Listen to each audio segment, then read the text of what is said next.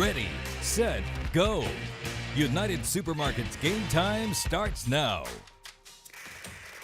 It's Friday night, and Corey, I don't even need to check my watch to know the clock has struck game time, baby. Thank you for being part of the ride for week 4 of high school football fun. Yeah, and Elliot, we got all the action from a couple of homecoming games.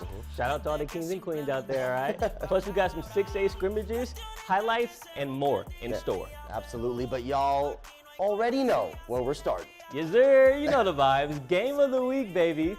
And so, It's for time that, for Market Street. you already know where we got to go. To our Game of the Week reporter, Jonathan Polasic is out at L Avenue Stadium for Crane's homecoming game against Kermit. Jonathan, did you get crowned king tonight, bro? Corey, I most certainly was robbed, but instead of being mad about it, I think I'm gonna let these kids enjoy it because, hey, we still got a game going on right here. It took a little while for both teams to get going, but Kermit did strike first to take an early 8-0 lead. After a couple of drives, Crane really started to turn it on, scoring 20 points to take a 20-8 lead after the first quarter. There were some really big plays from both teams in that first quarter, but you know, instead of spoiling it for you, why don't we just go ahead and take a look at some of those highlights? It's homecoming for Crane as they take on Kermit. Here we start with Kermit on their first drive. We've got number 10, Jeremiah Salazar, as he lets one fly to number 3, Joel Garcia, with the one-handed grab. Can anyone say Odell Beckham? That would lead to Kermit's first score of the game. Here we go for Crane, number 6, Jackson Willis. He keeps it himself, 19 yards out, the spin move, and the touchdown. Crane would go on to even the score at 8 after the 2-point conversion. Jackson Willis again. This time he finds number 4, Donnie Bishop, over the middle for the quick strike and the score. That would be 14-8 Crane. Let's take it back to Willis one more time. This time another slant to number 1, Trevor Owens. He goes 49 yards to the house, and Crane takes a 20-8 lead after the first quarter. Let's hear from Coach after the game. Now, we'll hear from Coach in just a little while. The game is still going on behind me, so we'll hear from Coach in overtime. Now, the second half had a little bit of everything, and it started with an onside kick recovery for Kermit, who then marched down the field and turned it into points. Now, the second half featured several turnovers from both teams, and we even got an offensive lineman in on the pass-catching action. But the biggest story had to be Kermit with their offensive explosion starting in the second quarter. They scored 2 quick touchdowns to cut the deficit to 2, and right now we're in a barn burner with a 40-30 score, Crane leading Kermit in the fourth quarter. Elliot, Corey, back to you. Well, thank you, Jonathan. I just want to put on record, if I had a vote, I would have picked you for homecoming king, all right? Man, Elliot, though, I am turned up tonight. How you feeling? Oh, I'm feeling good. I'm feeling good. You know, when we're both feeling this energy, why not keep the energy going? You know what I'm saying? Yeah, for sure, for sure. Okay, so let's hit it with Seminole versus Andrews. Now, it was homecoming for the Indians as well. Everyone looking their best for a big night. You know, we try to do that too. And in the second play of the game, Andrews, Luke Armendariz stole the homecoming spotlight. Savage with this massive run to scratch first. No one near him, and that deserves a celebration now. Mustangs on offense again, and it's a trick play hoping for a big gain, but nah. Cy Kramer with a well-timed deflection, and he acts like it was no big deal even. Then the Seminole cheer squad was loving it and flipping it. Don't know how you do that without getting dizzy, and I hope this QB isn't dizzy after Andrews. A.J. Britton was all over him for the sack. Andrews wins this one big, 54-13. Come on, you gotta love it, you gotta love it. I'm already having a ball, we're just scratching the surface, come on. Yeah, for sure, but don't scratch too hard. Don't want you messing up your nails, all right? All right. All right, coming right up. We'll be right back with Game Time after this.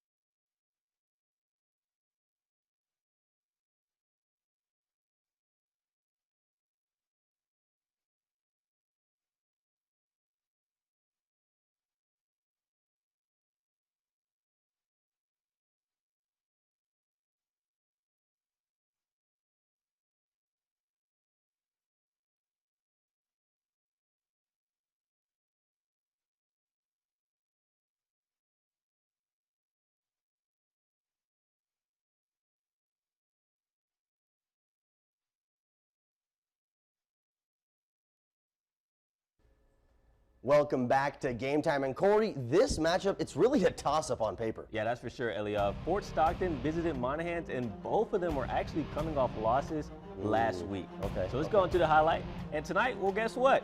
Just like our game of the week, another homecoming night. Look at those beautiful ladies. Congratulations. And a special night wasn't just for them, it was also for Jamarcus Pickens, as he called his own number nearly the whole night. I mean, the kid finished with 3 touchdowns in the first half for that young man. That's a hat trick if you're talking hockey. Hashtag Go Stars. He would lead his team to a victory with the final score of Fort Stockton 21, Monahans 39. Another fun game in the books. And Corey, we got someone special here today. Of course, it's the legendary Victor Lopez joining the boys tonight. What are some scores around West Texas? All right, guys, if legendary means that I've been here a while, okay, then you're right. I just thought it'd be nice to take my cleats out of the closet for a little while and do some football with you guys. So let's check in on some games around Texas.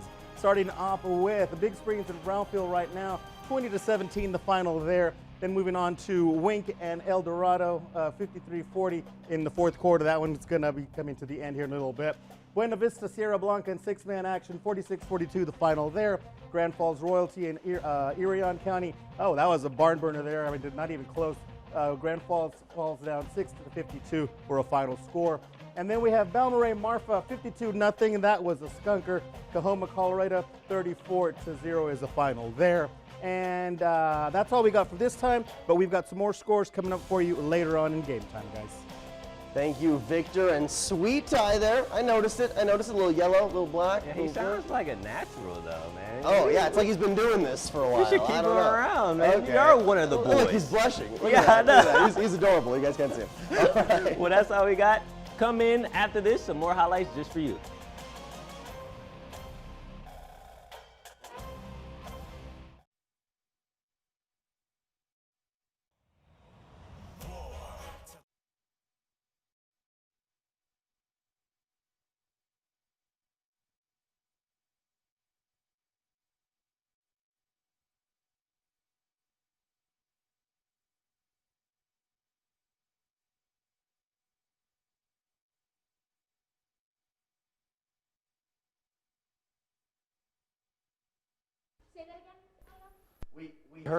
We heard up until when you were saying, like, we'll have to be ready to toss to him at some point. Okay. Okay, sounds good. Okay.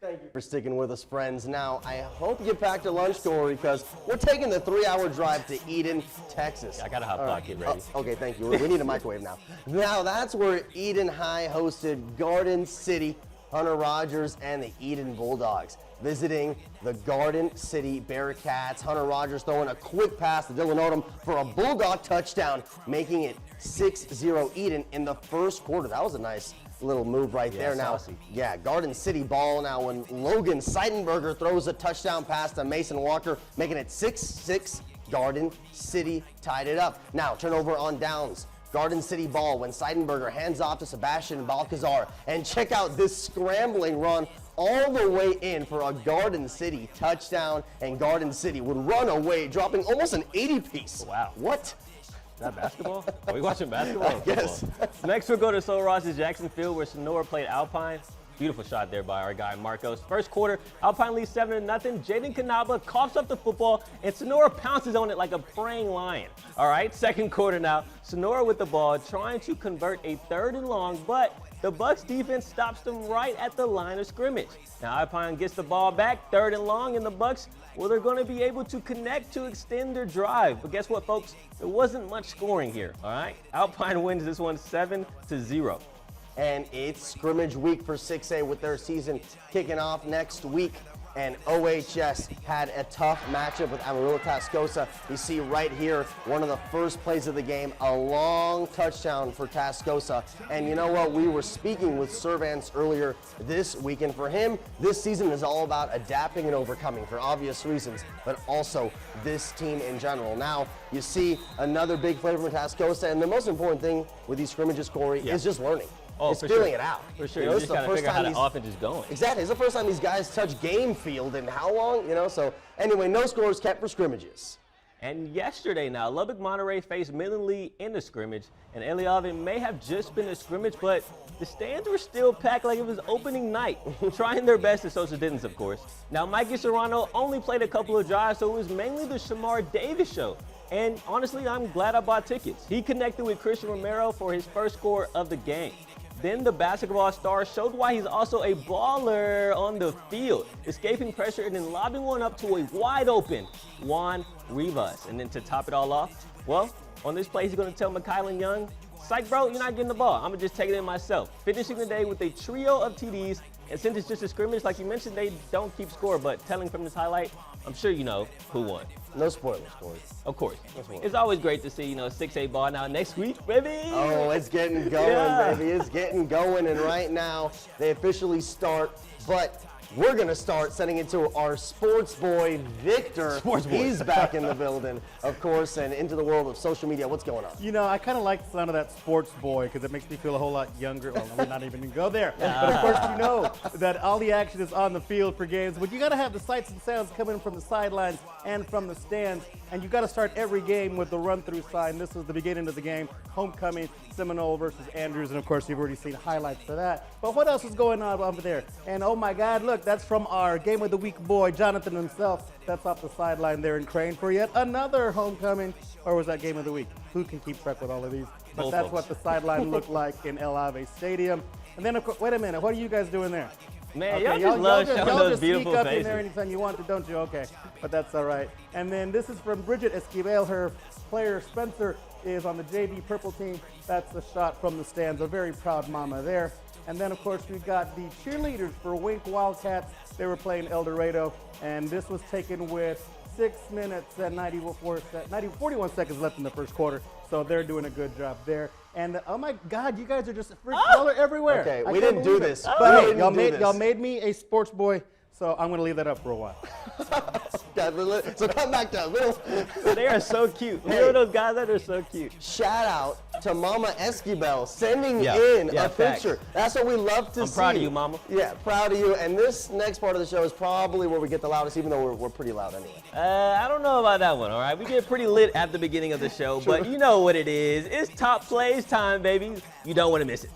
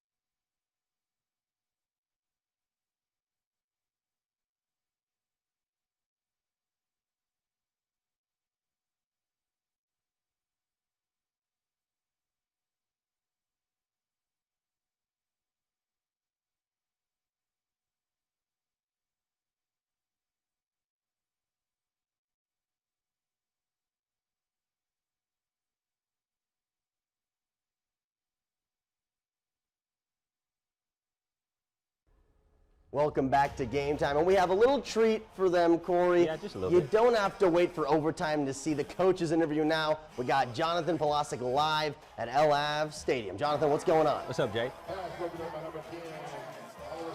We've got a fantastic game going on right now. It's still 2 minutes and 20 seconds left going on in this game. KERMIT is marching down the field. They're down by 10 points, but they are on the 36th, looking like they want to score. It's been an absolute monster of a game. Started off pretty quick for Crane, looked like they were going to run away with it, but then KERMIT came clawing and marching and fighting back in the second and third quarters. They had a couple of quick strikes to cut the deficit to 2 before Crane was able to extend their lead to 10. And we've got what looks to be just an interception from Crane just right now, down towards about the 5-yard line. So it looks like Crane could ice this game right here, even though we've got about 2 minutes left. Eliav, Corey, back to you. Our man is so excited. You see his eyes? He was like, I love it. I love it. I love the energy, Jonathan. That's what you call top-notch reporting. That's right right. there. That's right. But all right. We know y'all are, itching for those top plays. But before we get into that, I got to throw it to the best singer in the newsroom, Victor Lopez, man. What's up? What up? Yeah, people didn't know that. Okay, I don't know where you guys heard that I sang, but hey, maybe one of these nights I can, we'll do karaoke or something. I don't know. Oh, okay. But this is how the scores look like so far tonight. Grady over Bront, 50-19. That is the final. Grady Wildcats taking home the win there. Stanton versus Sundown, a close one, 26-34. Sundown with the V on that one. Moving on to the Grady Borden County Coyotes and Sterling City, 58-62. Another close one. Sterling City taking that victory home. Rankin and Leakey, a very close one, 98-97. That's got to be 6-man football because there's no way you get that high on 11-man. But that's a close game. A final. The win goes to Rankin on that one. And that's the scores we got right now. So we're going to toss it back to you guys for more highlights. My jaw doesn't usually drop. That was almost a hundo piece. What? Thanks again, Victor. We appreciate it. But playing now, basketball, bro. it's time for top plays. Oh, yeah. Sorry. I'm just so flabbergasted. But yeah, we're going into the top plays. You got the first one, Elliot. Let's get it. All right. Top plays of the week, and our first top play comes from Andrews. You already saw this one. Luke Armendariz weaves his way through traffic and finds open grass. He gets the end zone. Boom, just like that. Got a little 7 points. Little celebration there. Our second play isn't a touchdown, but guess what? This mug is still saucy. As Joe Garcia only needs one hand to catch a football, two-handers are just overrated these days, right? Yeah. All right, and last but not least, you're going to have to see it on overtime. Oh, I'm sorry. what a So tune cliffhanger. in, social media, website. We'll see you there.